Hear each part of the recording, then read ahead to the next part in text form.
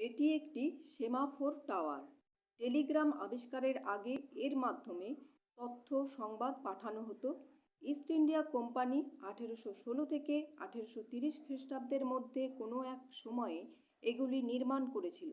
টেলিগ্রামের আগে কোনো তথ্য পাঠাতে গেলে একমাত্র ভরসা ছিল চিঠি, কিন্তু জরুরি আর্জেন্ট খবর চিঠি দিয়ে পাঠালে পৌঁছতে অনেক সময় লাগতো এবং অধিকাংশ ক্ষেত্রে যে প্রয়োজনে পাঠানো তা ফুরিয়ে যাবার পর উত্তর আসত।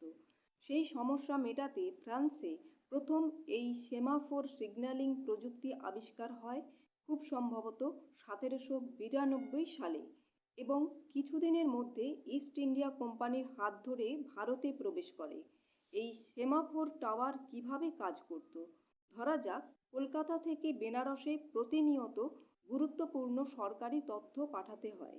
এই কলকাতা থেকে বেনারস পর্যন্ত প্রতি 8 থেকে 10 মাইল অন্তর একটি করে টাওয়ার নির্মাণ করা হয়। কলকাতার টাওয়ারটি হলো এ আর বেনারসের টাওয়ারটি জেড। মাঝখানে হাওড়ার হুগলি, বাঁকুড়া, পুরুলিয়া এরকম আরও বিভিন্ন স্থানে বি, সি, ডি, ই, এফ এইভাবে এ টু জেড টাওয়ারগুলি নির্মিত হয়। এবার যদি কোনো মেসেজ পাঠাতে হয় তখন এ টাওয়ার থেকে একটি ভিজুয়াল সিগন্যাল দেওয়া হতো, যা টেলিস্কোপের মাধ্যমে দৃষ্টিগোচর হতো। বি টাওয়ারে বসা ব্যক্তি টেলিস্কোপে সেই সিগন্যালটি দেখে ডিকোড করে নোট ডাউন করে সিকে পাঠাতো। সি টেলিস্কোপে বি এর সিগন্যাল বা মেসেজ দেখে নোট ডাউন করে ডিকে পাঠাতো।